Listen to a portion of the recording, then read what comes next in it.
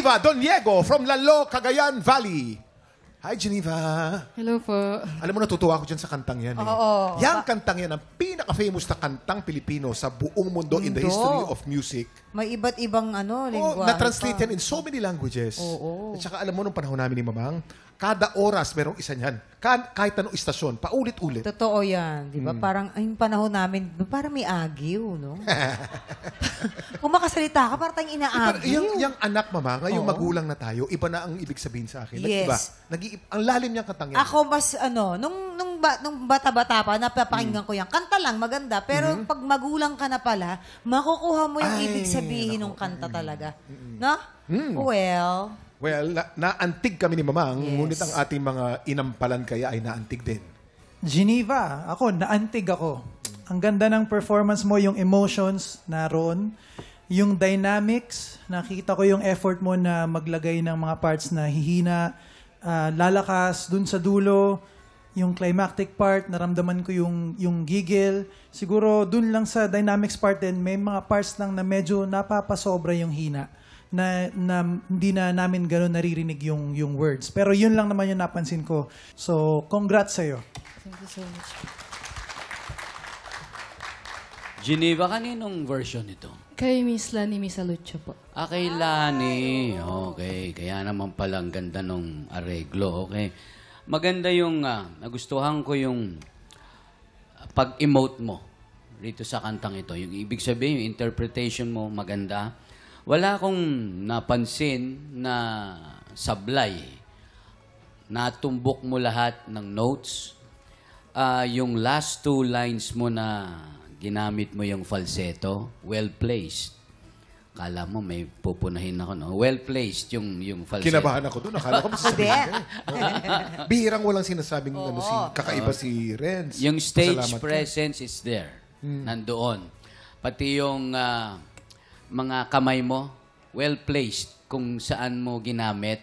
Pati yung muka, kung saan yung kailangan, galit ka, kung saan kailangan. Kasi medyo nagalit ang magulang dito dun sa nangyari dun sa anak niya dahil parang hindi siya sinunod Okay. Maganda. So much. Wow, pagkagaganda na sinabi ng ating inampalan. Ang tanong, Mama, Maganda yung gising ni Kuya Renz ngayon. Maganda gising yan.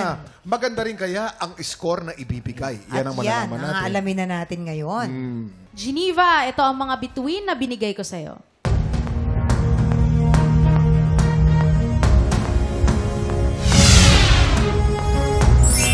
Tatlong bituin. Geneva, ang bituin na binigay ko sa iyo ngayon ay...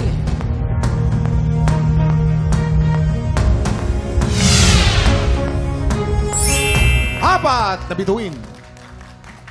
Ibibitin muna natin kung ano ang score ni Daryl. Ang susunod nating kalahok, ito na po, si Ivan Melendres. Balita ko, may kapatid kang napaka-espesyal. Yes po, special child po. Kay Jaja, 20 years old na po siya. Kwentuhan mo naman kami. Yun po kasi si Janice, yung kapatid ko po. Nung pinanganak po kasi siya, meron siyang hydrocephalus. Then, nung 4 months po siya, na-operahan po siya. Kaya hindi po totally lumaki yung ulo niya. And then after po nun, sabi po ng doktor sa amin is hanggang 7 years old lang siya kasi nga po lagi siya nagsisisure.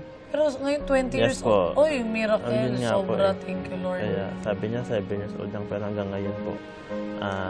Yun, malakas pa rin po siya. And then hindi na po siya masyadong inaataka ng seizure and then ng epileptic niya. Kung may ipapangako kay Jaja, ano? Yun, hindi napapagod si Kuya para sa'yo. Kahit sa umaga, sales promoter tayo, hindi sa gabi, banda-banda. Ipoprovide ni Kuya mo yung lahat ng needs mo para sa mga nagme-maintenance po kasi siya everyday. Then yun po, ipoprovide ni Kuya lahat para sa'yo. Huwag ka na mag-alala, kapit lang, kaya natin.